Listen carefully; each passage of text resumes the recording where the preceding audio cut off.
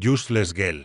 You were never the bright one, Sar's father said again, his voice carrying across the living room where her relatives sat, sipping their drinks and pretending not to hear.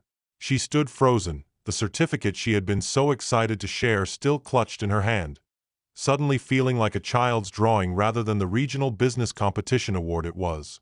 Sari Graves had spent her entire life hearing variations of that phrase. Growing up in Columbus, Ohio, in the shadow of her brother Matthew, had been an exercise in invisibility. Matthew was the golden child. His academic achievements, athletic trophies, and later his business ventures were celebrated with enthusiasm and pride. Sari's accomplishments, no matter how significant, were brushed aside like crumbs from the dinner table. "Dad, I was thinking about expanding the company into," she began, trying again despite the knot in her stomach. "Sorry, please," her father interrupted, rubbing his forehead as though her voice gave him a headache. Your brother just secured a $1 million contract. Can we focus on actual success for a moment? She watched as her mother gave her a sympathetic glance but remained silent. Her Aunt Patricia patted her hand and whispered, "Maybe business isn't your thing, dear. You were always so good with your little crafts." Little crafts. Sari thought to herself. Her tech startup, that had been growing steadily for 3 years, was reduced to a hobby in their eyes. She nodded politely and excused herself to the kitchen, where she leaned against the counter and took deep breaths. Her phone buzzed in her pocket, a text from her business partner, Eliza. "Did you tell them about the investor meeting?" Sari typed back, "Not yet. Timing's not right." What she didn't say was that the timing would never be right in this house. Her father, Robert Graves, a retired engineer and self-proclaimed business expert, had decided long ago that she lacked what it took to succeed. To emotional, EDC. Not strategic enough. And her personal favorite, not CEO material. As she composed herself, she could hear Matthew holding court in the living room, her father's proud laughter punctuating the conversation. Through the doorway, she saw him clap her brother on the shoulder, a gesture she couldn't remember ever receiving. She slipped her phone back into her pocket, straightened her shoulders, and rejoined the family gathering with a smile that didn't reach her eyes. Little did they know, this dismissal was fueling something inside her, something that would soon force them all to see her in a very different light. The next day, Sari arrived at their modest office space in a renovated warehouse on the edge of downtown Columbus. Her company, Neurosync, had started as nothing more than an idea sketched on napkins during her lunch breaks at her previous corporate job. Now they occupied half a floor with 15 employees and technology that was beginning to make waves in the predictive analytics field. Eliza looked up as she entered, her expression immediately telling Sari she could sense yesterday's family dinner still hanging over her. "That bad, huh?" she asked, sliding a coffee across her desk toward her. "Same story, different day," Sari replied, taking the cup gratefully. "Matthew secured some contract with the state government, and you'd think he'd single-handedly solved world hunger." Eliza rolled her eyes. "And meanwhile, we're just over here revolutionizing how businesses understand consumer behavior." Nothing important. Sari smiled despite herself. This was why she and Eliza worked so well together. Eliza understood both the technology and the weight of constant underestimation. "The investor meeting is confirmed for Thursday," Eliza continued. "Westlake Ventures wants to see the new algorithm in action."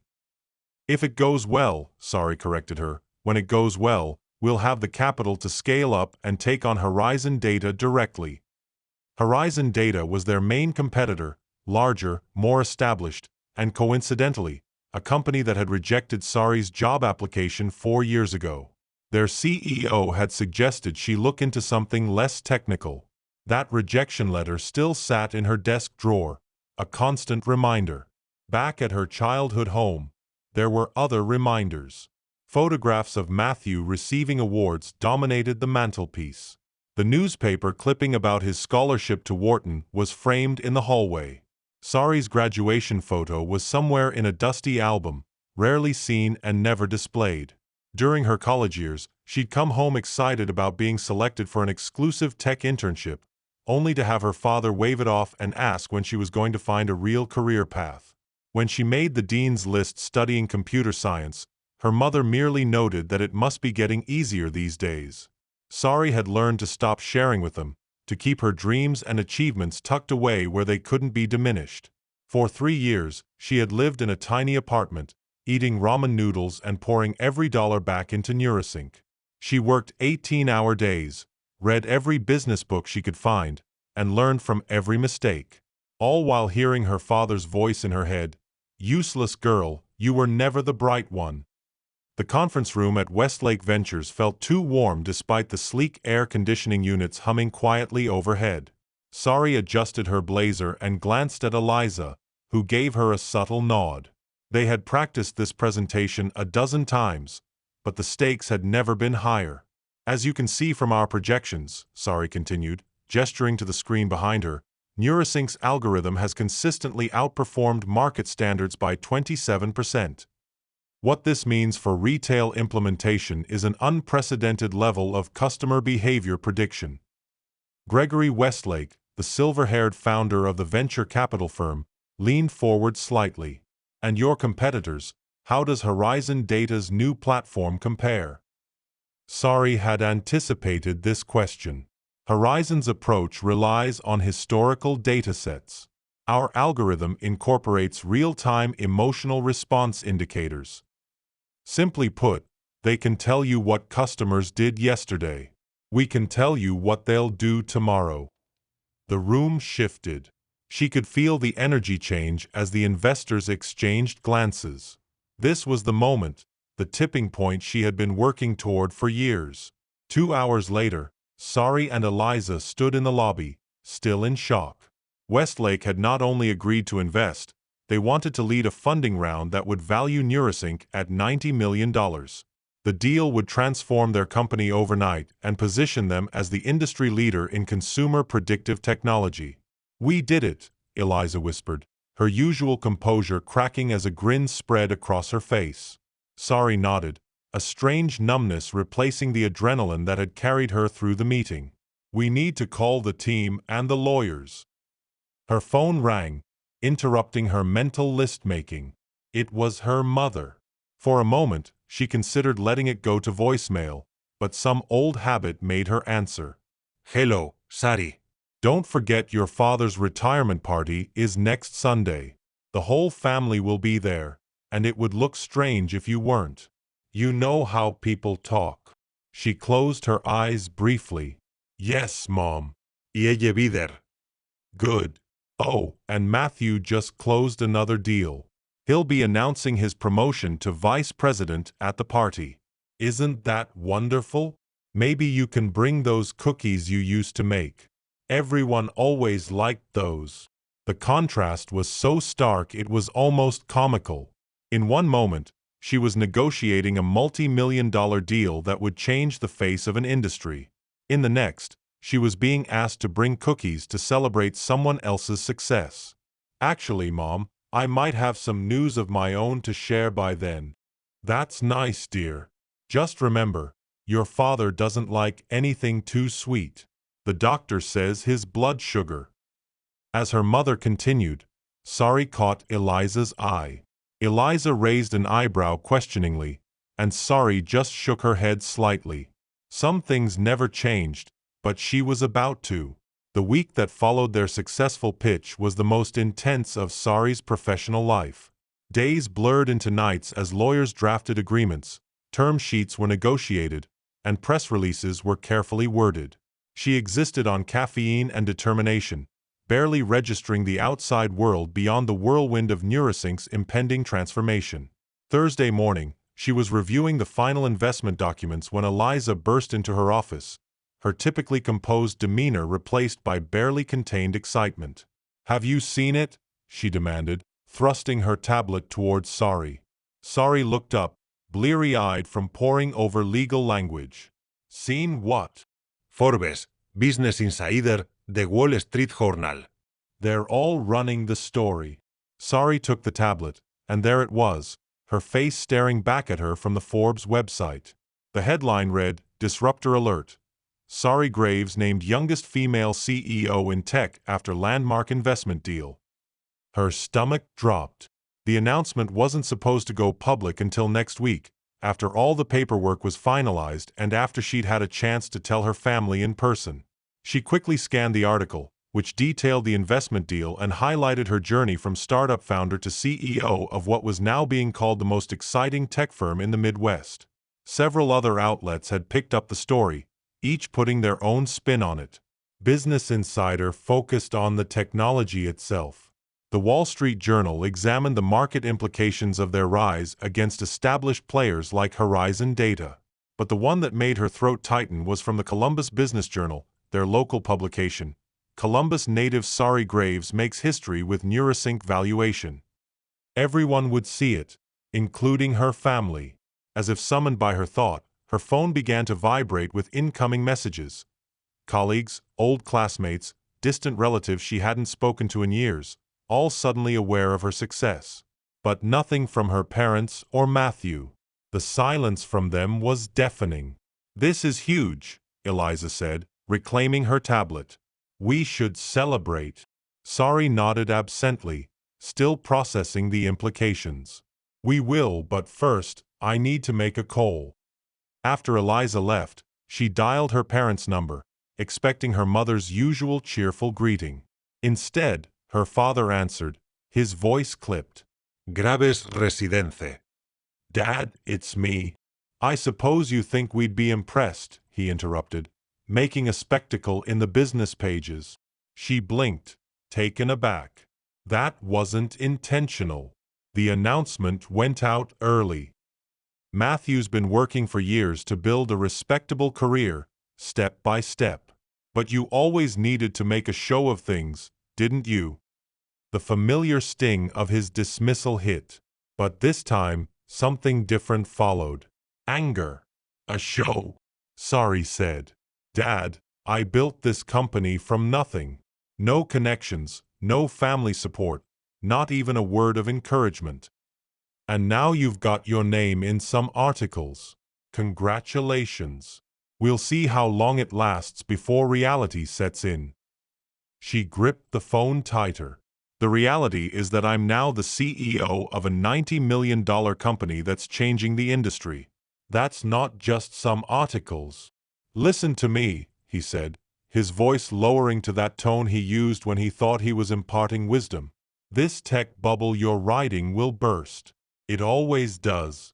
Matthews built something solid, something real. Sari closed her eyes, suddenly tired of the same old narrative. "Dad, I have to go. I'll see you at the retirement party on Sunday." "Sorry," he started, but she had already hung up. She sat in silence for a moment, then reached for her laptop. If her family couldn't see her worth, perhaps it was time to show them in a way they couldn't ignore. Sunday arrived warm and clear, a perfect early summer day for an outdoor retirement celebration. Sari had deliberately not called her parents again after that conversation with her father, letting the media coverage speak for itself. Over the past few days, the story had grown, with several business programs featuring segments on Neurasync and her unconventional path to success. She sat in her car outside her parents' suburban home, watching guests arrive. Relatives, her father's former colleagues, neighbors, and family friends, all people who had witnessed her relegation to the background over the years. With a deep breath, she checked her reflection in the rearview mirror, adjusted her designer sunglasses, and stepped out of her new Jaguar F-Type, a congratulatory gift to herself that she'd picked up just yesterday. The sleek vehicle, with its gleaming red exterior and purring engine, was not subtle, nor was it meant to be.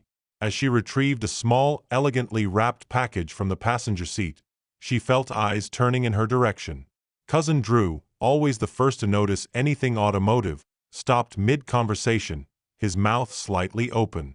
"Is that Sari?" She smiled and handed him the keys. "Mind parking it for me?" The driveway is getting crowded. His eyes widened as he took the keys, treating them like precious artifacts. This is the V8, right? The sound is unmistakable. "Good ear," she replied, enjoying the way the small crowd by the garage had turned to stare. Just be careful with the trim. It's custom. She made her way toward the backyard, where tables had been set up on the lawn. The familiar smell of her father's barbecue filled the air, mixing with the perfume of her mother's carefully tended flower beds. Some things never changed, but she certainly had. Her mother spotted her first, her greeting freezing on her lips as she took in her daughter's appearance. Gone was the practical, understated daughter they were used to. Today, Sari wore a tailored cream suit with a bold blue silk blouse, designer heels, and jewelry that quietly spoke of success. "Sorry," she managed. "You look different." "Thank you," Sari said, kissing her cheek. ¿Where is that? "I brought him something." Her mother gestured toward the grill, where her father stood in his element, surrounded by male relatives and friends hanging on his every grilling tip. Sari approached the group, conscious of the conversation dying down as she neared. "Dad," she said, extending the small package. "Happy retirement." He turned, his expression unreadable as he took in her transformation. For a moment, she thought he might make a scene or dismiss her again. Instead, he accepted the gift with a nod. "You didn't need to bring anything," he said stiffly. "I wanted to," she replied, maintaining eye contact. "After all, it's not every day my father retires after 30 years. The men around them watched this exchange with interest, several of them clearly having read the recent articles about her.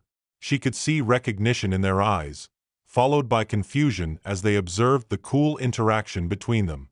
"Well," her father said, making no move to open the gift, "I should get back to these steaks before they burn." "Of course," Sari said, smiling politely. "We wouldn't want that." As she turned to walk away, she heard one of his friends say, "Bob, isn't that your daughter who's been in the news? The CEO?" She didn't stay to hear his response, instead making her way to where Matthew stood with his wife, Jennifer, both of them watching her approach with poorly concealed surprise. "Quite an entrance, sis," Matthew said, his usual confident tone tinged with something else. Uncertainty, perhaps. "Nice car." "Thanks," she replied. "Business must be treating you well, too." Mom mentioned a promotion to vice president. "Congratulations." Before he could respond, Jennifer cut in. "We read about your company. It's very impressive. Why didn't you tell anyone what you were working on all these years?" The question hung in the air, genuine curiosity in her voice. Why hadn't she? "I did," Sari answered Jennifer simply. Many times. No one was interested in listening. Matthew shifted uncomfortably, clearly remembering the family dinners where her attempts to discuss her business were brushed aside or talked over. To his credit, he looked somewhat ashamed. "Well, we're all certainly interested now," Jennifer continued, either oblivious to the tension or determined to push past it. "Everyone's talking about that valuation." $90 million. "That's incredible." Sari noticed how heads turned at nearby tables when Jennifer said the figure. Whispers spread like ripples in a pond, relatives and family friends suddenly realizing the scale of what she had accomplished. "Thank you," Sari said. "It's been a long road, but the technology is revolutionary. We're changing how businesses understand consumer behavior." Matthew cleared his throat. "I'd love to hear more about it sometime. Maybe we could grab lunch. My company might even be interested in implementing something like that." The irony wasn't lost on her. 3 years ago, she'd approached Matthew about a potential partnership, excited to share her early prototypes with someone she thought would understand their value. He had declined, suggesting she focus on something more established first. "I'll have my assistant reach out," she replied, the polite corporate response coming easily now. "Our implementation calendar is pretty full through the next quarter, but we might be able to squeeze you in." His expression faltered at being treated like any other client rather than family. Before he could respond, her Aunt Patricia appeared, pulling her into a perfumed embrace. "Sorry, darling, why didn't you tell us you were such a big success?" "We had no idea," she gushed, loud enough for everyone nearby to hear. This was the same aunt who had referred to her business as Little Crafts just months ago. "I tried," Sari said, maintaining her smile. "It just never seemed to be the right time to share." As the afternoon progressed, the dynamic shifted palpably. Relatives who had previously gravitated toward Matthew now sought her out, asking about Neurosync, about what it was like to be featured in Forbes, about her secrets to success. She answered graciously, but with a professional distance that was new to their family gatherings. Her father remained by the grill, his domain, watching this transformation of his usually overlooked daughter with an expression she couldn't quite read. He had still not opened her gift, a custom-engraved watch sheet had made specifically for him, bearing the inscription, "To New Beginnings. Love, Sari." Eventually, as dessert was being served, her father tapped his glass for attention. The backyard quieted as everyone turned toward him, expecting the retirement speech he had likely been planning for months. "Thank you all for coming today," he began, his voice carrying across the yard. "Ending a 30-year career is a milestone worth marking, and having you all here means the world to me and Joyce." He continued with anecdotes from his years as an engineer, thanked colleagues who had become friends, and then turned to family acknowledgments. "And of course, I'm proud of my children. Matthew, who's making his mark at Hamilton Financial, recently promoted to vice president." A polite round of applause followed, Matthew nodding appreciatively. "And sorry," her father continued, his voice faltering slightly as every eye turned to her, "who, apparently, has been quietly building something none of us fully understood." The yard was silent now, the tension palpable. She met her father's gaze steadily, waiting. "I always said she was the emotional one," he added with a small laugh that few joined. "It seems I may have underestimated how far that emotional intelligence could take her." It wasn't an apology, not even close. But it was the first public acknowledgement from her father that he might have been wrong about her. As the gathered family and friends raised their glasses, she saw something new in many of their eyes. Respect. The retirement party continued into the evening, with conversations buzzing under strings of backyard lights. Sari moved between groups with a newfound confidence, no longer the awkward family member relegated to the sidelines. The subtle shift in dynamics was fascinating to observe. Relatives who had barely spoken to her at previous gatherings now hung on her every word. As the night progressed, she found a moment alone with her father. He stood at the edge of the yard, nursing a whiskey and gazing at the garden her mother had spent years perfecting. "You haven't opened your gift," she said, nodding toward the small package still sitting unopened on the gift table. He looked at her, really looked at her, perhaps for the first time in years. "I wanted to wait until it was quieter." She nodded, accepting this explanation, though she suspected he simply hadn't wanted to open it in front of everyone after their earlier exchange. "So," he said finally, "CEO." "Yes." Of a $90 million company. "Yes." He swirled the ice in his glass. "And the youngest woman to do it, according to those articles. That's what they say." A long pause followed, filled with decades of misunderstanding and dismissal. "I don't understand it," he admitted. "This tech stuff. In my day, business was straightforward. Products you could hold, services you could see." She considered explaining how their algorithm worked, how it was revolutionizing an entire industry, but realized it wouldn't matter. This wasn't about understanding her business. It was about him finally seeing her. "You don't need to understand the technology, Dad. Just understand that I built something valuable, something lasting." He nodded slowly, then gestured toward the front of the house. "That car? That's quite a statement." She smiled. It wasn't meant to be a statement. It was meant to be a reward for years of hard work.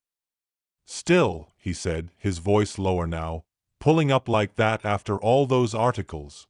You knew what you were doing. "Yes," she admitted. "I did."